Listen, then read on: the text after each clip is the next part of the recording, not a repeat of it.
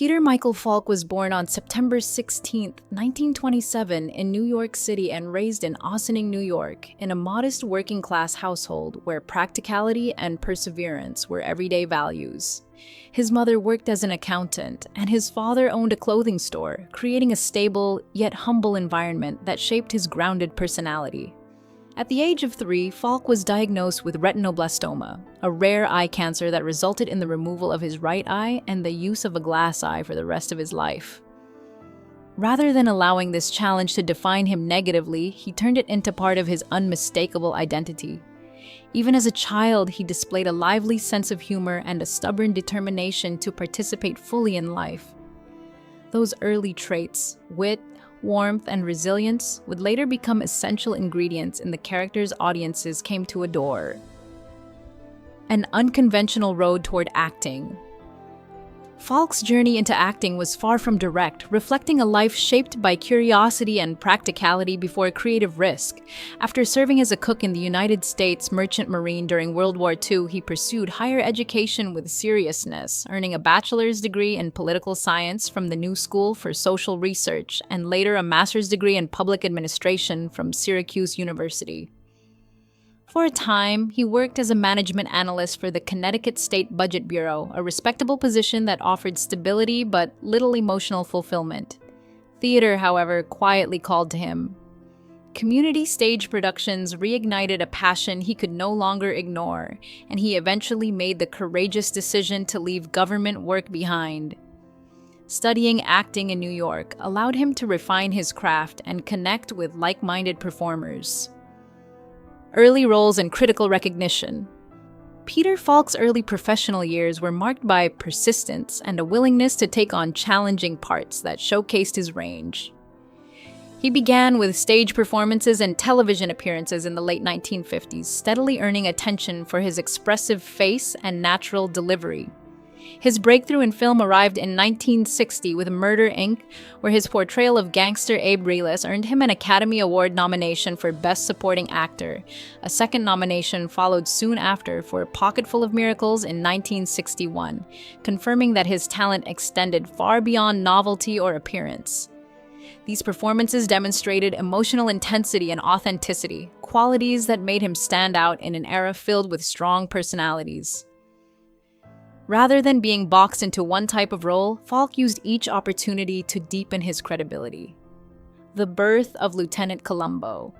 In 1968, Peter Falk stepped into the role that would permanently link his name with television history, Lieutenant Columbo. First appearing in a television movie and later evolving into a long-running series, the character became a cultural touchstone admired across generations. With his wrinkled raincoat, ever-present cigar, slightly disheveled hair, and deceptively distracted manner, Columbo disarmed suspects through politeness and persistence rather than force. Falk infused the detective with warmth, intelligence, and gentle humor, creating a character who felt both clever and approachable. Viewers quickly grew attached to the rhythm of his investigations and his famous closing line that often unraveled the mystery. The role earned Falk multiple Emmy Awards and international acclaim, elevating the detective genre and proving that subtle performance could be as powerful as dramatic intensity. A career beyond the raincoat. Although Columbo became his most recognized role, Falk's career extended far beyond a single character. He demonstrated impressive versatility in both comedy and drama, appearing in films that revealed new layers of his talent. In The In-Laws 1979, he played an eccentric CIA agent opposite Alan Arkin, delivering comedic timing that became beloved by audiences. His collaborations with director John Cassavetes allowed him to explore emotionally complex roles in independent cinema, showcasing vulnerability and depth rarely seen in mainstream productions. Falk also charmed families as the gentle grandfather narrator in The Princess Bride, 1987, where his soft voice and kind presence framed the film's enduring warmth. These varied performances reminded viewers that he was not limited to detective work alone. Whether humorous, serious, or whimsical, Falk approached each role with sincerity, ensuring his career remained dynamic rather than predictable. Creativity beyond acting. Outside the world of film and television, Peter Falk nurtured a quieter but equally meaningful passion for visual art. Painting served as a personal refuge, offering relaxation and self-expression away from studio lights and production schedules. His artwork was not merely a hobby, it was exhibited in galleries and appreciated by collectors, who admired the same sensitivity that appeared in his acting. This artistic side revealed a contemplative personality that balanced the public performer with a private creator. Friends often described him as humble and generous, someone who valued conversation, laughter, and shared experiences more than celebrity status. His creative pursuits demonstrated that storytelling for him extended beyond scripts and screens into color and canvas. By maintaining these interests, Falk preserved a sense of normalcy and authenticity in an industry often defined by pressure and attention, reinforcing the idea that artistry can flourish in many forms simultaneously. Family life and personal relationships. Falk's personal life reflected both devotion and complexity, shaped by relationships that evolved alongside his growing career. He married Alice Mayo in 1960 after meeting during their university years, and together they adopted 2 daughters, Catherine and Jackie. Falk worked hard to remain present despite demanding filming schedules, often balancing professional commitments with family responsibilities. Over time, however, career pressures and personal differences led to their divorce in 1976, a change that marked a new chapter rather than a public scandal. In 1977, he married actress Cher Denise, who would remain his partner for the rest of his life.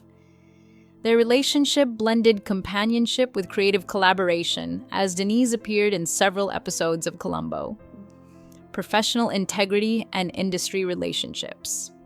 Throughout his long career, Falk developed a reputation for dedication and strong professional standards. He valued preparation, thoughtful scripts, and respectful collaboration, believing that good storytelling depended on teamwork. Like many passionate artists, he occasionally experienced creative disagreements or personality clashes, but these moments were often rooted in differing artistic visions rather than personal animosity. Colleagues frequently described him as witty, intelligent, and committed to quality, someone who cared deeply about the final product audiences would see. The entertainment industry is filled with strong personalities, and Falk navigated it with a mixture of humor and firmness. While not every collaboration was effortless, he rarely allowed disagreements to overshadow professionalism. His focus remained on delivering performances that felt honest and engaging. This balance of assertiveness and warmth helped him maintain enduring respect among peers and contributed to the longevity of his career. Later years and health challenges. In his later years, Peter Falk faced serious health challenges, including complications from Alzheimer's disease that gradually affected his memory and independence. Despite these difficulties, those close to him often spoke of his enduring warmth and flashes of the humor that had defined him for decades. His wife, Cher Denise, became a devoted caregiver and advocate, ensuring he received support and comfort as his condition progressed. Though he appeared less frequently in public, his legacy continued to thrive through reruns of Columbo and his extensive filmography. Fans around the world revisited his performances, finding the same charm and intelligence that had first drawn them in.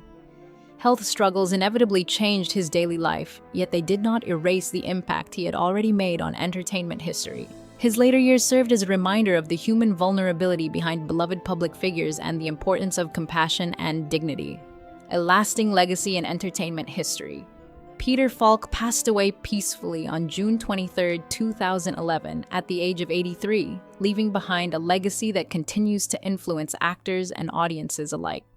He is remembered not only for his distinctive voice, glass eye, and unforgettable portrayal of Lieutenant Columbo, but also for the humanity he brought to every role.